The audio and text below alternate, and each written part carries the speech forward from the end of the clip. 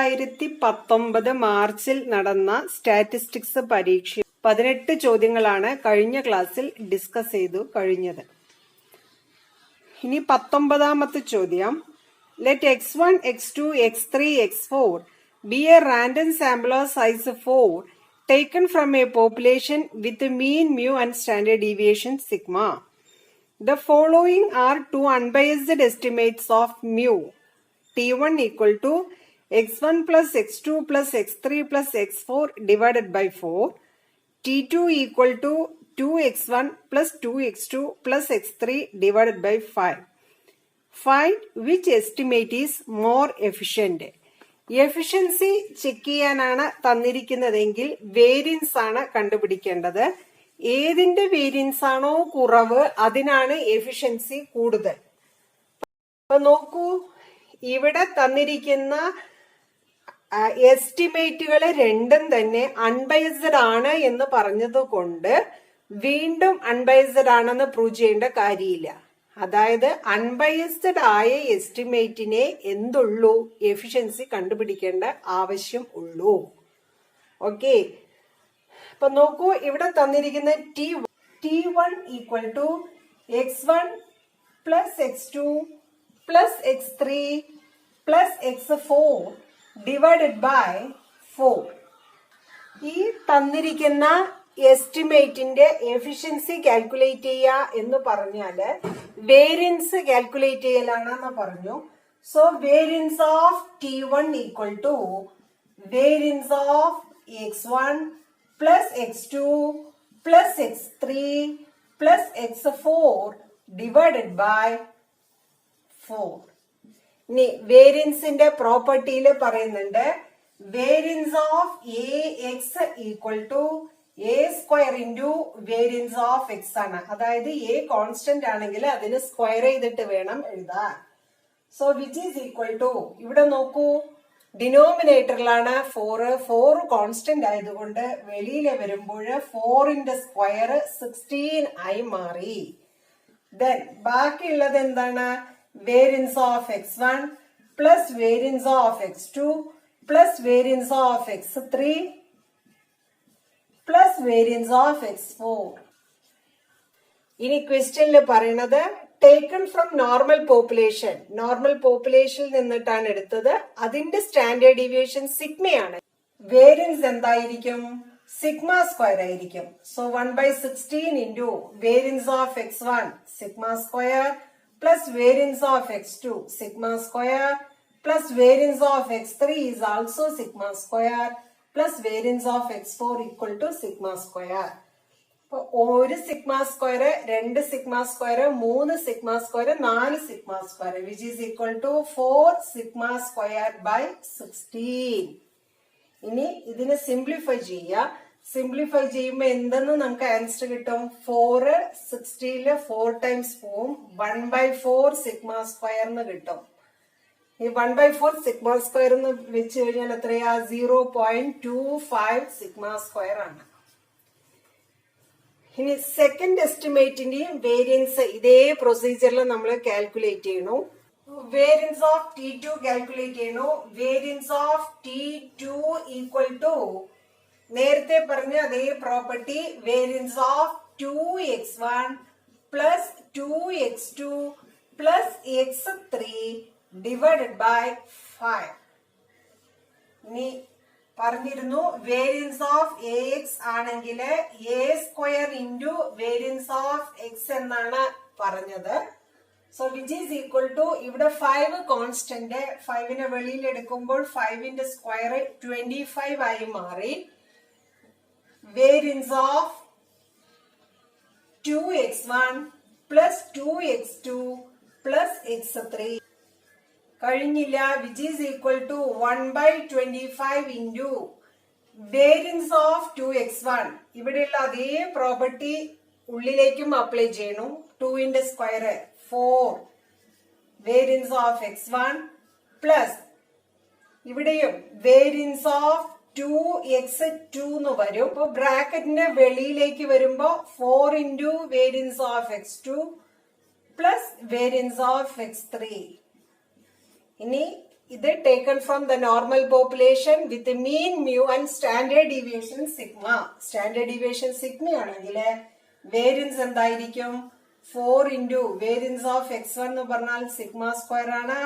4 into variance of x2 sigma square plus variance of x3 sigma square. വെളിയിൽ ആരുണ്ട്? ഒരു 1/25 ഉണ്ട്, which is equal to 1/25 into 4 sigma square 4 sigma square. അപ്പൊ എത്രയായി? 8 sigma square plus sigma square 9 sigma square. 9/25 sigma square calculate ചെയ്ത് ഇത് നോക്കുക. Variance of T1, variance of T1ഉം വേരിയൻസ് ഓഫ് T2ഉം കാൽക്കുലേറ്റ് ചെയ്ത് കിട്ടിയതാണ് എഴുതിയിട്ടത്. ഇനി നിങ്ങൾ നോക്കാനുള്ള തമ്മിൽ ഏത് വേരിയൻസ് ആണ് കുറവ് എന്ന് നോക്കും.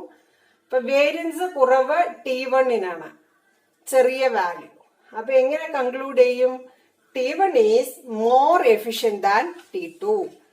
Then question number 20. Find 3 yearly moving average from the following time series. താഴെ തന്നിരിക്കുന്ന ഡാറ്റ യൂസ് ചെയ്തുകൊണ്ട് 3 ഇയർലി മൂവിംഗ് ആവറേജ് ആണ് കാൽക്കുലേറ്റ് ചെയ്യാനുള്ളത്. അപ്പൊ ഈ ഡാറ്റനെ ഞാനൊന്ന് കോളം വൈസ് എഴുതട്ടെ. ഇനി വേണ്ടത് 3 ഇയർലി മൂവിംഗ് ആവറേജ് ആണ്. അപ്പൊ ആദ്യം ചെയ്യാനുള്ളത് 3 ഇയർലി മൂവിംഗ് ടോട്ടൽ കാൽക്കുലേറ്റ് ചെയ്യണു. എങ്ങനെ 3 ഇയർലി മൂവിംഗ് ടോട്ടൽ കാൽക്കുലേറ്റ് ചെയ്യുക? ആദ്യത്തെ 3 ഇയർ ഗ്രൂപ്പ് ചെയ്യുക, സെന്ററിലായിട്ട് എഴുതുക. So 60 plus 72 plus 75 which is equal to 207. Then ഇനി ചെയ്യാനുള്ളത് ആദ്യത്തിനെ ഒഴിവാക്കിക്കൊണ്ട് അടുത്ത 3 ഗ്രൂപ്പ് ചെയ്തു, ഇവരുടെ സെന്ററിലായിട്ട് എഴുതി.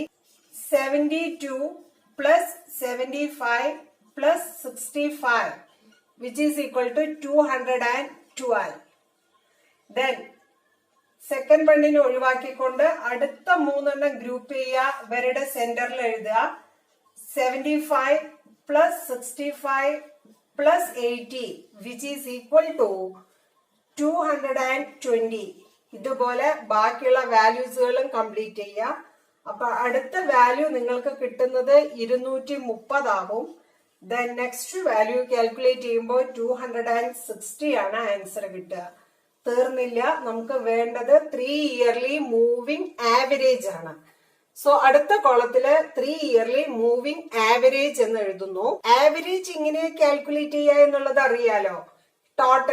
ടോട്ടല് എത്ര എണ്ണത്തിന്റെ ടോട്ടല്? 3 എണ്ണത്തിന്റെ ടോട്ടല്, അല്ലെങ്കിൽ 3 ഇയർലി എന്നല്ലേ തന്നിരിക്കുന്നത്. അപ്പൊ ഈ ടോട്ടലില് 3 കൊണ്ട് ഡിവൈഡ് ചെയ്യുക.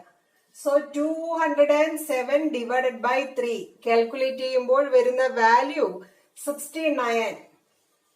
ദെൻ നെക്സ്റ്റ് വാല്യൂ 212നെ 3 കൊണ്ട് ഡിവൈഡ് ചെയ്യുക, 60.67. ഇതുപോലെ ബാക്കി ഓരോ വാല്യൂസിനെയും 3 കൊണ്ട് ഡിവൈഡ് ചെയ്യുക. അന്നേരം കിട്ടുന്ന വാല്യൂസ് 73.33. 213നെ 3 കൊണ്ട് ഡിവൈഡ് ചെയ്യുമ്പോൾ 76.67. 260നെ 3 കൊണ്ട് ഡിവൈഡ് ചെയ്യുക, 86.67. 3 ഇയർലി മൂവിംഗ് ആവറേജ് കാൽക്കുലേറ്റ് ചെയ്യാൻ ഇത്രയേ ഉള്ളൂ പ്രൊസീജിയർ. എളുപ്പമാണ്, പഠിച്ചു വെക്കുക. നെക്സ്റ്റ് സെക്ഷൻ 5 മാർക്കിന്റെ ക്വസ്റ്റ്യൻസ് ആണ്. അപ്പൊ അതിൽ 21 question number 21. Fisher's index number is ideal index number. Write any one reason to substantiate this reason.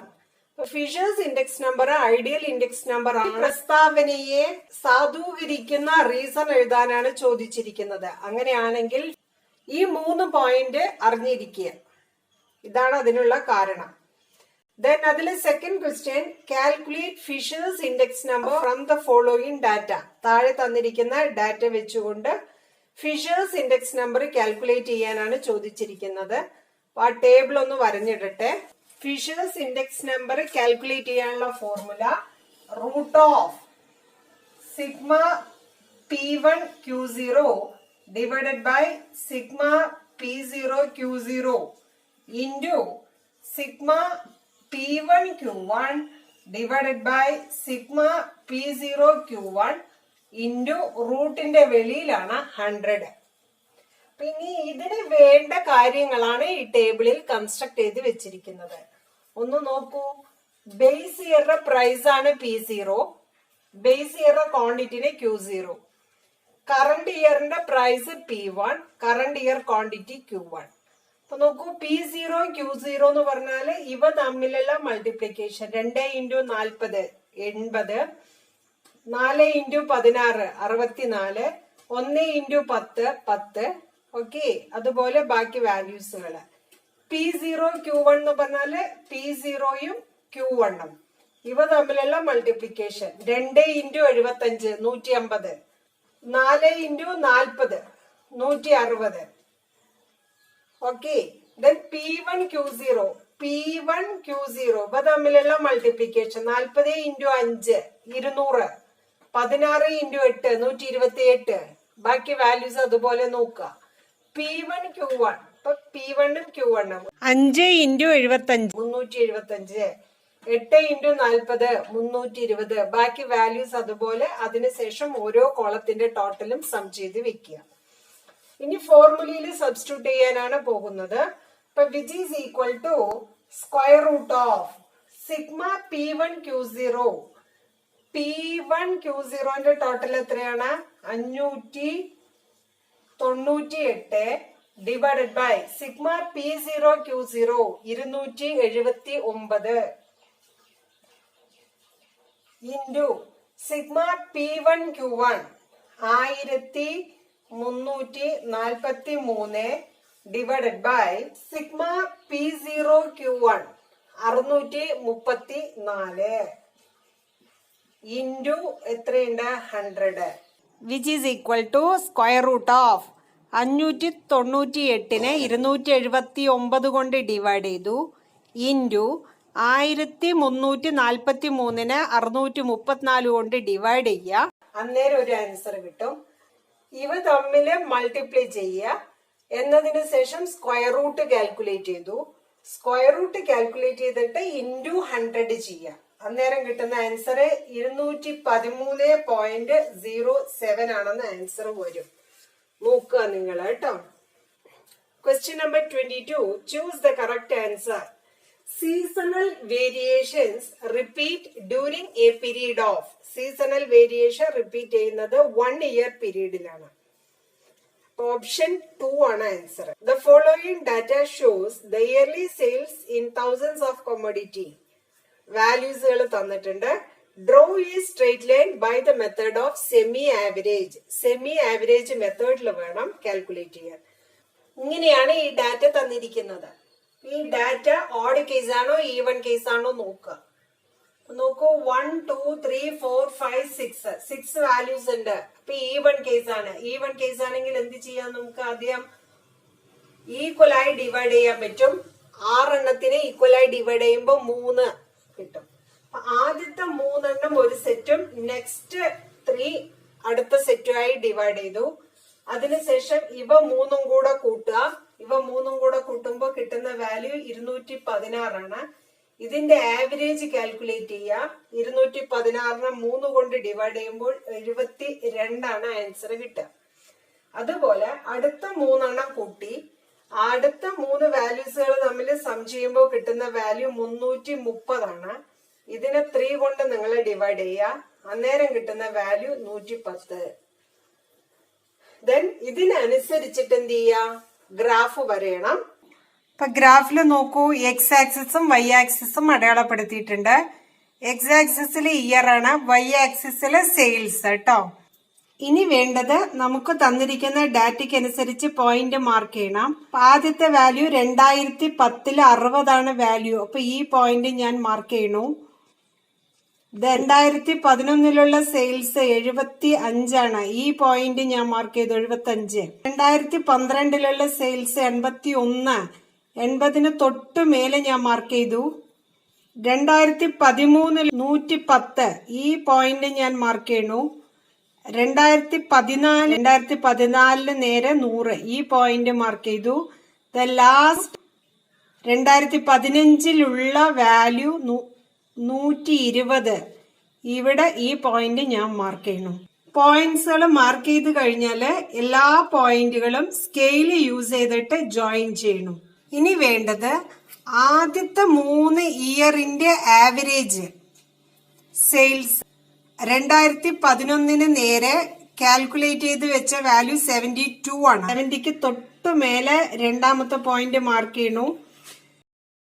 അടുത്ത 2013 മുതൽ 2015 വരെയുള്ള ഗ്രൂപ്പ് ചെയ്തു. എന്നിട്ട് 2014 നേർക്ക് നമ്മളൊരു വാല്യൂ കണ്ടു 110. ഇനി വേണ്ടത് ഈ അവസാനം മാർക്ക് ചെയ്ത 2 ആവറേജ് പോയിന്റ്സുകൾ തമ്മിൽ ജോയിൻ ചെയ്യുന്ന രീതിയിൽ ഒരു ലൈൻ വരയണം. ദാ സ്കെയിൽ യൂസ് ചെയ്തുകൊണ്ട് ഞാനൊരു ലൈൻ വരഞ്ഞിട്ടുണ്ട്. ഈ വരഞ്ഞു കിട്ടിയ ലൈനിനെയാണ് നമ്മൾ ട്രെൻഡ് ലൈൻ എന്ന് വിളിക്കുന്നത്. അതുപോലെ തന്നിരിക്കുന്ന ഡാറ്റയിൽ അടയാളപ്പെടുത്തിയ പോയിന്റ്സുകൾ വെച്ച് കിട്ടുന്ന ലൈന് ഒറിജിനൽ ഡാറ്റയാണ്. Last one, the score in an intelligence test administered to 1000 students are distributed normally with a mean score 42 and standard deviation of the score 24. Find the number of students exceeding a score of 50. Second one, the number of students with a score between 30 and 54. Last one, the number of students with a score below 40. തന്നിരിക്കുന്ന ഡാറ്റയിലെ X value score of the student ആണ്. നമുക്ക് അറിയാൻ വേണ്ടി എഴുതണോ X denote ചെയ്യുന്നത് score of a student ആണ്. ഇനി ഇതിൽ പറയുന്നത് നോർമൽ ഡിസ്ട്രിബ്യൂഷൻ ആണ് ഫോളോ ചെയ്യുന്നത്. നോർമൽ ഡിസ്ട്രിബ്യൂഷന്റെ മീന് μ42 ആണ്. നോർമൽ ഡിസ്ട്രിബ്യൂഷന്റെ സ്റ്റാൻഡേർഡ് ഡീവിയേഷൻ 24 ആണ്. അപ്പൊ സിഗ്മയാണ് 24. ഇത്രയും കാര്യങ്ങളായി കഴിഞ്ഞാല് നിങ്ങളോട് ചോദിച്ചിരിക്കുന്നത് find the number of student. Probability അല്ല, നമ്പർ ഓഫ് സ്റ്റുഡന്റ് ആണ്. അപ്പൊ അത് എങ്ങനെ കാൽക്കുലേറ്റ് ചെയ്യാന്ന് പറഞ്ഞു തരാം കേട്ടോ. The number of student exceeding A score of 50. Exceed പറഞ്ഞാൽ കൂടുതലാണ്. അപ്പൊ നിങ്ങൾ കാൽക്കുലേറ്റ് ചെയ്യണത് ആദ്യം പ്രോബബിലിറ്റി ഓഫ് എക്സിന്റെ വാല്യൂ എക്സീഡ് ചെയ്യാന്ന് പറഞ്ഞാല് ഗ്രേറ്റർ ദാൻ എത്രയാണ്? 50 ആണ്. ഇനി എക്സ് വെച്ചിട്ട് നോർമലിന്റെ ടേബിള് കാൽക്കുലേറ്റ് ചെയ്യാൻ പറ്റില്ല. എക്സിന് എന്താക്കി മാറ്റണം? സ്റ്റാൻഡേർഡ് നോർമലിലേക്ക് മാറ്റണം. എക്സിന് സ്റ്റാൻഡേർഡ് നോർമലിലേക്ക് മാറ്റുമ്പോൾ വേണ്ട transformation x minus mu by sigma എന്നാണ്. ഇവിടെ എന്ത് ചേഞ്ച് ആണോ വരുത്തുന്നത് അതേ ചേഞ്ച് നമ്മൾ ഇവിടെയും വരുത്തണു. 50 മൈനസ് മ്യൂവിന്റെ വാല്യൂ എത്രയാ? 42 ബൈ സിഗ്മ. സിഗ്മയുടെ വാല്യൂ നമുക്ക് തന്നിരിക്കുന്നത് 24, which is equal to probability of x minus mu by sigma എന്ന് വെച്ചാൽ ഇസഡ് ആണ്. ഗ്രേറ്റർ ദാൻ 50 42 മൈനസ് ചെയ്യണു 8 ആണ് കിട്ടുക. 8നെ 24 കൊണ്ട് ഡിവൈഡ് ചെയ്തു. അന്നേരം കിട്ടുന്ന വാല്യൂ 0.33. എന്നിട്ട് നിങ്ങൾ എന്ത് ചെയ്യും? സ്റ്റാൻഡേർഡ് നോർമലിന്റെ കർവ് ജസ്റ്റ് ഒന്ന് വരഞ്ഞിടും. ഇതാണ് നമ്മളുടെ 0 എന്നുള്ള പോയിന്റ്. ഏതോ ഒരു പോയിന്റ് ആണ് 0.33 എന്നുള്ളത്. സെഡിന്റെ വാല്യൂ 0.33നേക്കാളും വലുതാണ്. അപ്പൊ നോക്കൂ, ഈ ഭാഗം നമ്മൾ ഷെയ്ഡ് ചെയ്തു. ഈ ഭാഗത്തിന്റെ പ്രോബബിലിറ്റി എങ്ങനെ കിട്ടുക? 0 മുതൽ ഇതുവരെയുള്ള പ്രോബബിലിറ്റി ഓഫ് 0 ടു ഇൻഫിനിറ്റി വരെയുള്ള പ്രോബബിലിറ്റിയിൽ നിന്ന് പ്രോബബിലിറ്റി ഓഫ് 0 ടു 0.33 മൈനസ് ചെയ്യണം. Which is equal to 0.50000. 0 മുതൽ ഇൻഫിനിറ്റി വരെയുള്ള പ്രോബബിലിറ്റി 0.5 ആണെന്ന് പഠിച്ചിട്ടുണ്ട്. അതിൽ നിന്ന് 0 മുതൽ 0.33 വരെയുള്ള പ്രോബബിലിറ്റി മൈനസ് ചെയ്യുക. മൈനസ് ചെയ്യുമ്പോൾ കിട്ടുന്ന വാല്യൂ 0.3707 ആണ്. ഇനി ഇവിടെ പ്രോബബിലിറ്റി അല്ല ചോദിച്ചിരിക്കുന്നത്, നമ്പർ ഓഫ് സ്റ്റുഡന്റ് ആണ്. അത് number of student equal to നമുക്കൊരു പ്രോബബിലിറ്റി കാൽക്കുലേറ്റ് ചെയ്തപ്പോ കിട്ടിയിട്ടുണ്ട്. ഈ പ്രോബബിലിറ്റിന്റെ കൂടെ ക്വസ്റ്റ്യൻ നോക്കുക.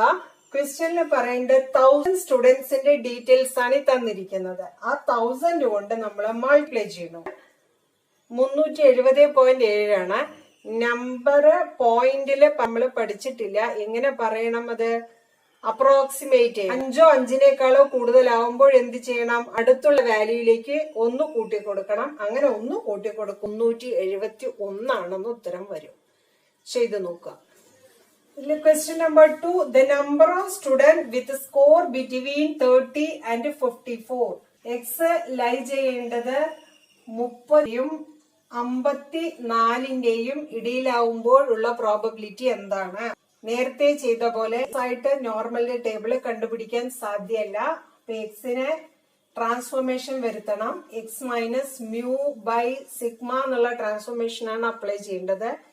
ഇവിടെ ഈ ട്രാൻസ്ഫോർമേഷൻ അപ്ലൈ ചെയ്യുമ്പോൾ രണ്ട് ഭാഗത്തും എന്ത് ചെയ്യണം? ഇതേ ട്രാൻസ്ഫോർമേഷൻ അപ്ലൈ ചെയ്ത് കൊടുക്കണം. 30 മൈനസ് മ്യൂ എത്രയാണ്? 42 ബൈ സിഗ്മ എത്രയാ? 24 less than 54 minus mu 42 by sigma. സിഗ്മയുടെ വാല്യൂ 24. 30ൽ നിന്ന് 42 മൈനസ് ചെയ്തു. -12 by 24 less than Z less than 54ൽ നിന്ന് 42 മൈനസ് ചെയ്തു. 12 divided by 24. So which is equal to probability of, നിങ്ങൾ സിംപ്ലിഫൈ ചെയ്ത് നോക്കുക. -0.5ന്റെയും പോസിറ്റീവ് 0.5ന്റെയും ഇടയിലാണ് Z ലൈ ചെയ്യുന്നത്. അതിനുശേഷം എന്ത് ചെയ്യുക? നോർമലിന്റെ കേർവ് വരയ്ക്കുക. ഇതാണ് -0.5. ദിസ് വൺ പോസിറ്റീവ് 0.5 ആണ്. ഇതിന്റെ ഇടയിലാണ് Z ലൈ ചെയ്യേണ്ടത്. സോ എങ്ങനെ പ്രോബബിലിറ്റി കണ്ടുപിടിക്കും? 2 times probability of 0 less than Z less than 0.5. Probability of 0 to 0.5 വരെയുള്ള പ്രോബബിലിറ്റി കാൽക്കുലേറ്റ് ചെയ്യുക. എന്നിട്ട് 2 കൊണ്ട് മൾട്ടിപ്ലൈ ചെയ്ത് നോക്കുക. അന്നേരം കിട്ടുന്ന 0.383 ആണ്. നമ്പർ ഓഫ് സ്റ്റുഡൻസ് ആണ് ചോദിച്ചിരിക്കുന്നത്. അന്നേരം ഈ കിട്ടിയ പ്രോബബിലിറ്റിന്റെ കൂടെ ഇൻറ്റു 1000 കൂടെ ചെയ്യണം. സോ വാല്യൂ ഈക്വൽ 383 ആണ് നമ്പർ ഓഫ് സ്റ്റുഡൻസ് കിട്ടുക. ചെയ്ത് നോക്കുക. ഇതിലെ third question, probability of X number of students with score below. So X less than 40. Below എന്ന് പറഞ്ഞാല് less than symbol, which is equal to probability of X ആയിട്ട് calculate ചെയ്യാൻ പറ്റില്ല. X minus mu by sigma, which is less than 40 minus മ്യൂവിന്റെ value 42 ആണ്. സിഗ്മയുടെ value 24, which is equal to probability of Z less than 40ൽ നിന്ന് 42 minus ചെയ്യുക. അപ്പൊ -2 കിട്ടും. -2 by 24 which is equal to -1 by 12 ആണ്. -1 by 12 വെച്ച് കഴിഞ്ഞാൽ കിട്ടുന്ന വാല്യൂ -0.083 ആണ്. ഇതിന് ശേഷം നോർമലിന്റെ കേർവ് വരയ്ക്കുക. വരഞ്ഞിട്ട് എന്ത് ചെയ്യുക? നെഗറ്റീവ് പറഞ്ഞാൽ ഇങ്ങേ ഭാഗത്തേക്കാണ് വരിക. അപ്പൊ ഇതാണ് ഈ പോയിന്റ് ആണ് -0.083. സെഡിന്റെ വാല്യൂ ഈ പോയിന്റിനേക്കാളും ചെറുതാണ്. സെഡിന്റെ വാല്യൂ പറയുമ്പോൾ ഇങ്ങേ ഭാഗത്തേക്കാണ് ഷെയ്ഡ് ചെയ്യേണ്ടത്. പ്രോബബിലിറ്റി ഓഫ് 0 to -ഇൻഫിനിറ്റി, ഇവിടെ മുതൽ ഇതുവരെയുള്ള പ്രോബബിലിറ്റിയിൽ നിന്ന് പ്രോബബിലിറ്റി ഓഫ് 0 to -0.083 ഇവിടം വരെയുള്ള പ്രോബബിലിറ്റി മൈനസ് ചെയ്താൽ മതിയാകും. 0.5000ൽ നിന്ന് ഈ പ്രോബബിലിറ്റി ഇതുവരെ ഈ ഭാഗത്തിന്റെ പ്രോബബിലിറ്റി സ്റ്റാറ്റിസ്റ്റിക്കൽ ടേബിളിൽ നിന്ന് കാൽക്കുലേറ്റ് ചെയ്യുക. So which is equal to 0.4681 ആണ് ആൻസർ. ഇനി ഇതുകൊണ്ട് തീർന്നില്ല. നമ്പർ ഓഫ് സ്റ്റുഡൻസ് ആണ് ചോദിച്ചിരിക്കുന്നത്. നമ്പർ ഓഫ് സ്റ്റുഡൻസ് എങ്ങനെ കാൽക്കുലേറ്റ് ചെയ്യുക? ഈ കിട്ടിയ പ്രോബബിലിറ്റിന്റെ കൂടെ നമ്പർ ഓഫ് സ്റ്റുഡൻസ് 1000 ആണ്. 1000 കൊണ്ട് മൾട്ടിപ്ലൈ ചെയ്യുന്നു. വിച്ച് ഈസ് ഈക്വൽ ടു 468 ആണ് ആൻസർ വരിക. ചെയ്ത് നോക്കുക നിങ്ങൾ. ഓക്കെ, ഇത്രയും ക്വസ്റ്റ്യൻസ് ആണ് 2019 ക്വസ്റ്റ്യൻ പേപ്പറിൽ കാണുന്നത്. If you like the video, please subscribe and press the bell icon.